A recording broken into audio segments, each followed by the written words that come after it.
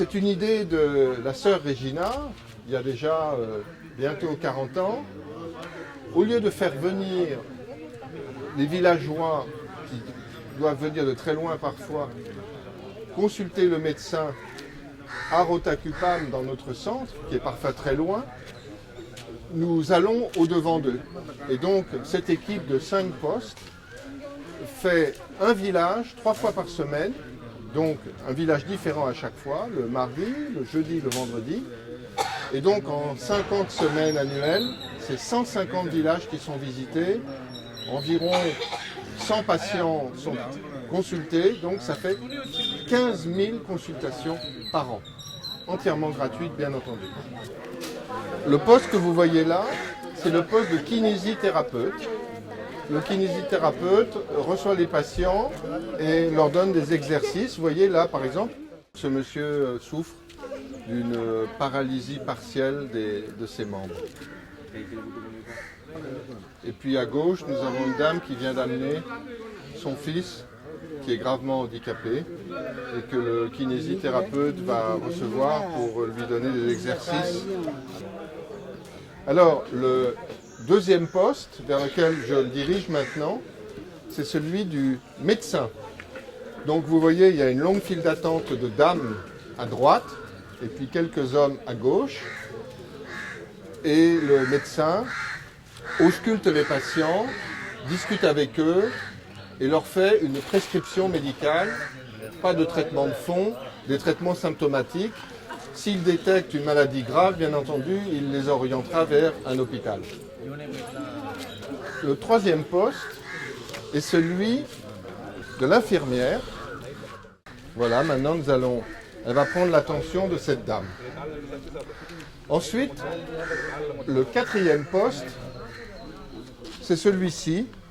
C'est le poste du laboratoire où ce monsieur peut d'abord faire des analyses d'urine immédiates qui lui permettent de détecter par exemple le diabète ou certaines autres maladies et éventuellement qui peut prescrire des analyses sanguines.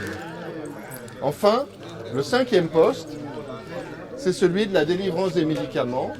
Le médecin a prescrit des médicaments et les patients viennent prendre tout de suite leurs médicaments que nous apportons nous-mêmes. Nous apportons environ une trentaine de médicaments.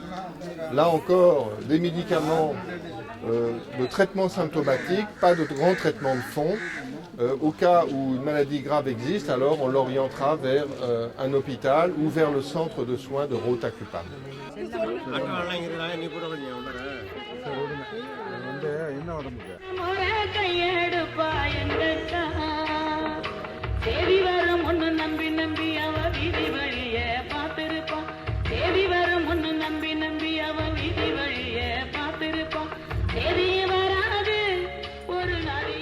Ils sont là, une communauté, Boum Boum communauté. Ils sont quoi? Adienne communauté. Adienne communauté, ils n'ont pas la maison fixée. En plus, ils sont intouchables. Les autres ne veulent pas mélanger avec eux.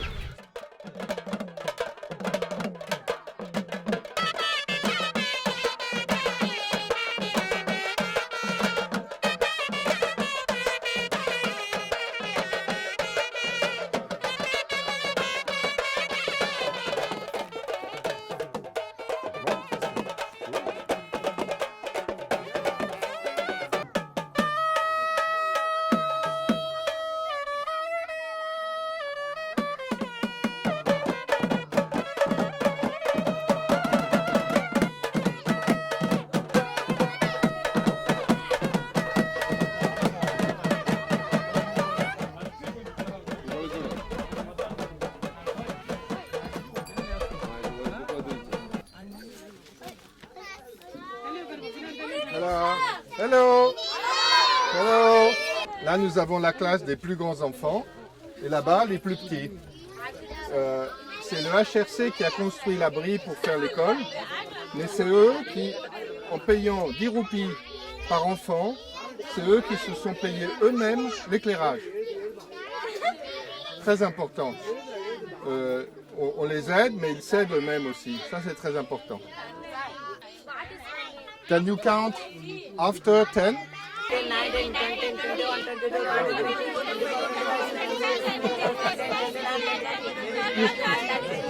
Very good. Adriana, madame. Your name? Aina Yaram. And you? Kemina. And you?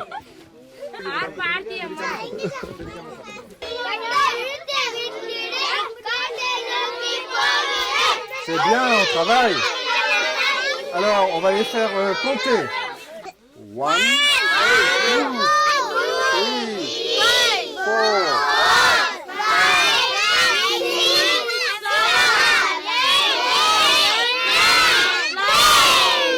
4. Ok, very good. Non, maintenant je vais le faire au hasard. 2, exactly 2.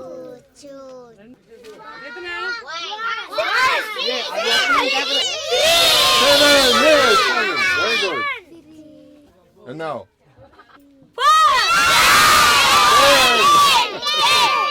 10, yes.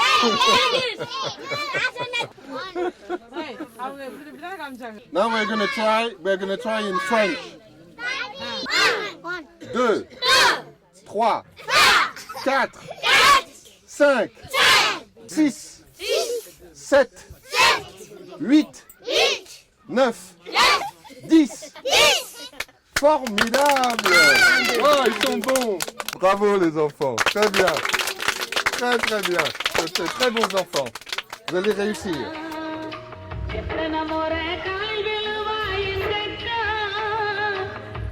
Alors nous sommes ici dans une école maternelle qu'on appelle Balwadi. Et aujourd'hui, en l'honneur de notre visite, les enfants, avec leur maîtresse, ont fait une exposition.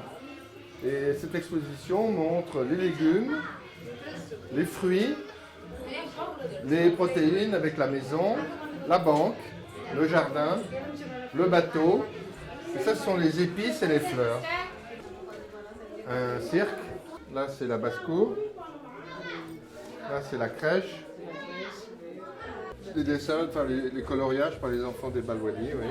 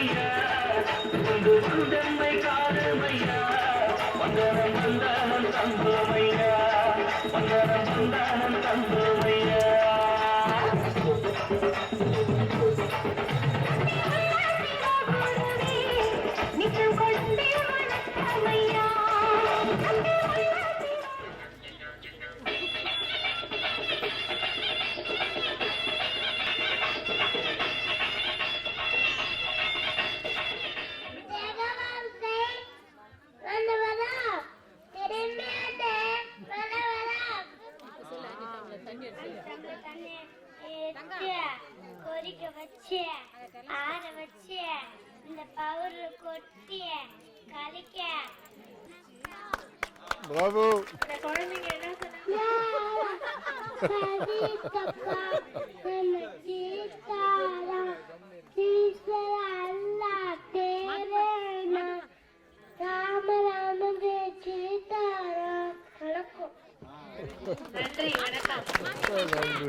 I have been very surprised and very pleased to see the quality of the show. The children were very convincing I think they are all very smart and they will have a good future. Nandi. Sri Lanka? Sri Lanka? Oh, beautiful you are. Ah, Gandhi. You are very good, fantastic. Second phrase.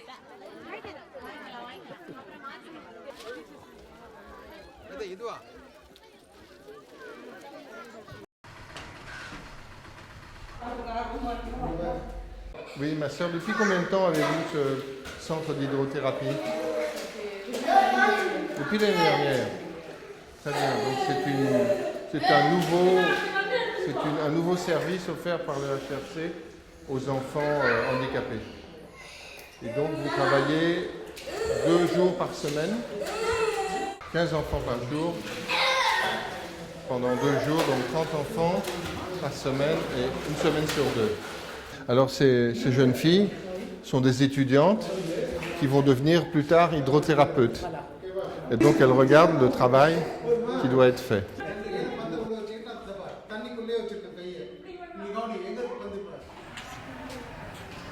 Alors ma soeur, ici, qu'est-ce que fait le HRC pour ces malades?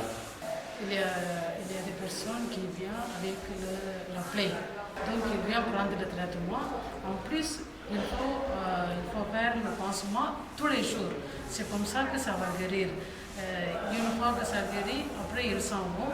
Pendant un mois ou bien quelques jours, ils reviennent. Ici, alors, c'est une zone réservée aux hommes. Voilà, ça c'est pour les hommes. C'est l'autre côté, c'est pour les femmes qui sont là.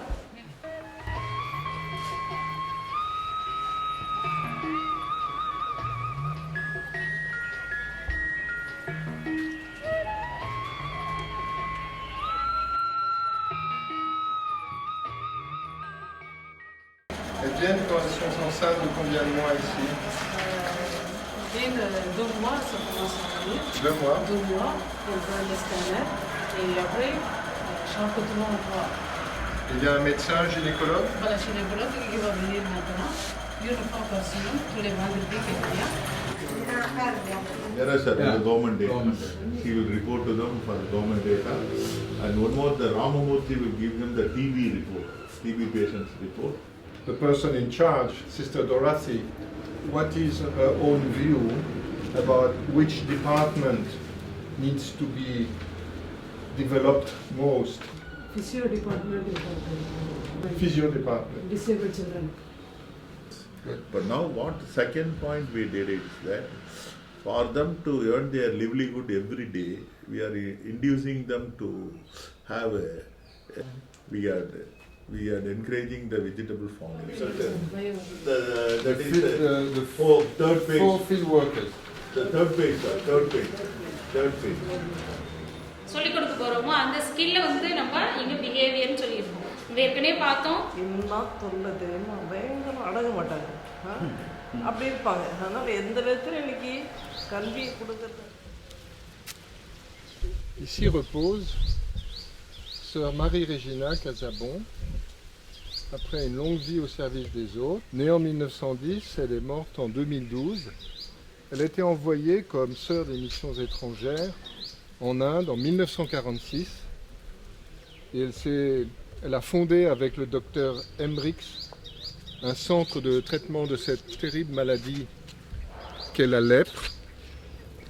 Et après ça, elle a continué dans d'autres domaines et c'est sa rencontre avec Sylvie Monod en 1974 qui a mené à la création des Rameaux Verts en 1975. Les Rameaux Verts ont été créés donc avec cette idée que d'avoir traité la lèpre, qui est maintenant, on peut le dire, éradiquée, n'était pas suffisant, qu'il y a d'autres maladies. Il y a la tuberculose, il y a tout simplement le manque d'hygiène, il y a le sida aujourd'hui, et puis surtout la malnutrition et la mauvaise éducation des enfants. Toutes ces choses-là, la sœur Marie-Régina est l'inspiratrice et son œuvre reste encore très vivante dans notre esprit parce qu'elle avait des principes qui sont toujours très utiles. Par exemple, au lieu de faire venir des milliers de gens à un endroit donné, c'est elle qui a eu cette idée d'aller au-devant de ce fait on peut traiter les malades qui ne peuvent pas se déplacer ou quelquefois qui n'osent pas se déplacer. Les Rameaux Verts continuent donc l'œuvre de Sœur Marie-Régina qui dort ici.